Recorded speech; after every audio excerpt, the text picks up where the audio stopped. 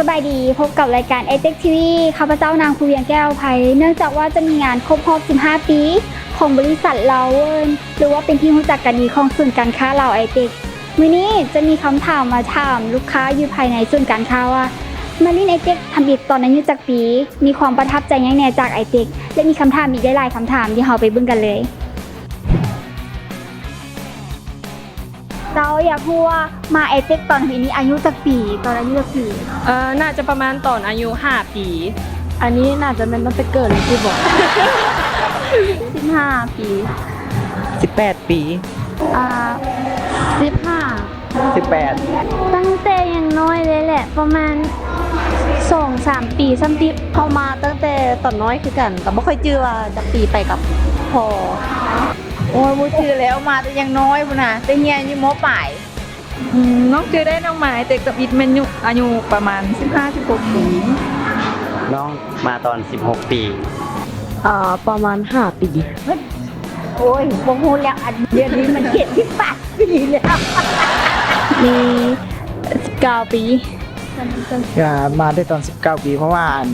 มาได้เชียงขวางมาเห็นนะ โอ้อันนี้ก็ชื่อบ่ได้แล้วเรามาแต่คุณแต่น้อยแต่มัธยมนั่น 18 ปีนี่แหละ 18 ปี ประมาณ22 ปี มาครั้งแรกว่ามีคนต่างแข่ง30 ปี ประมาณ 7-8 ปี ตอนนี้จะปีละ ตอนนี้ 14ก็ประมาณนั้นก็คือกัน ตอน12 ปีตอน12 ประมาณจื้อได้กับ 7 ปีเลย ตอนนี้จะปีละ ตอนนี้ 18 19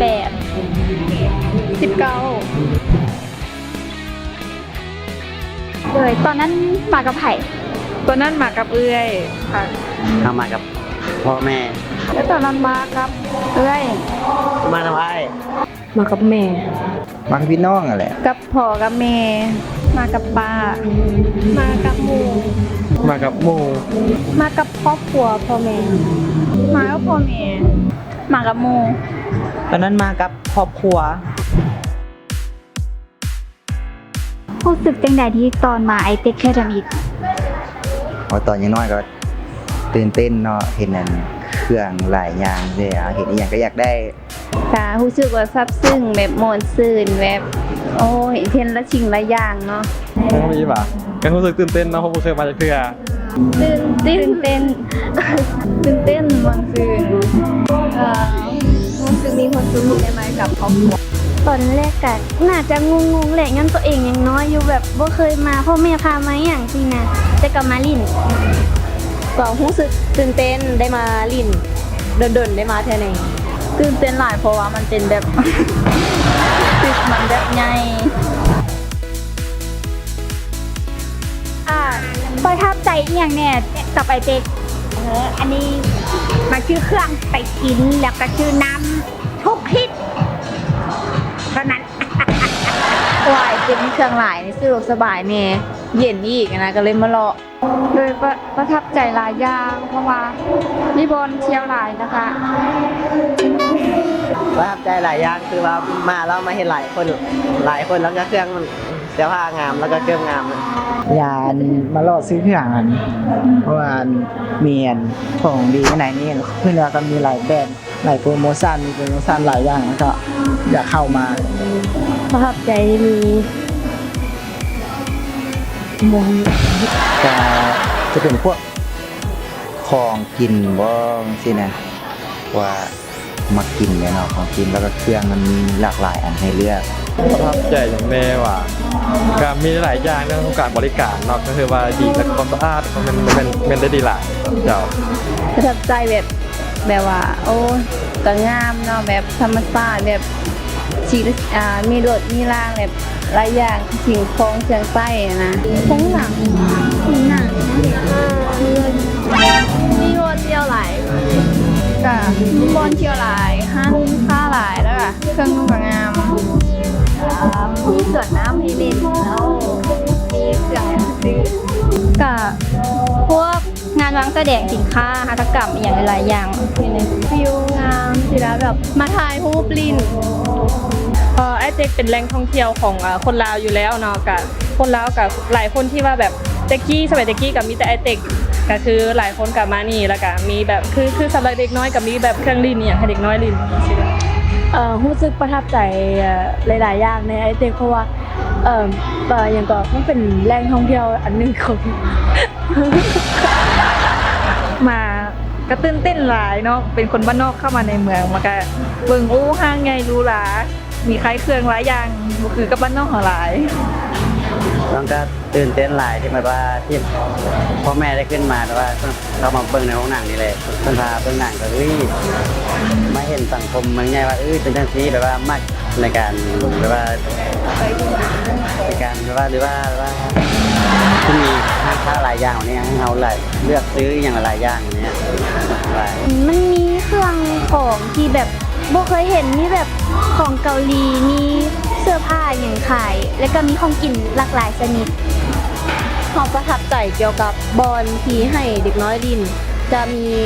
อยู่แถวมันจะมีของกินให้นำมันก็สบายสะดวก อยากให้มีสิ่งใดแบบแปลกๆใหม่ๆเกิดขึ้นในเต็กนะอยากให้สิ่งใดมาก็อยู่นี่ อยากให้มีร้านขายเครื่องเกมคอม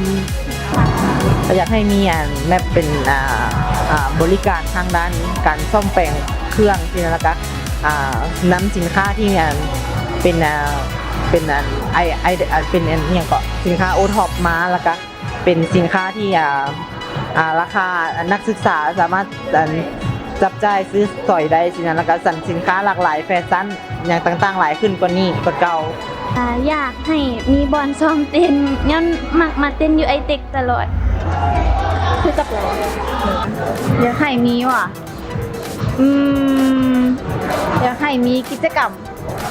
หลายขึ้นแล้วก็อยากให้มีขายเครื่องอย่างหลายขึ้นกว่านี้เนาะ น่าจะ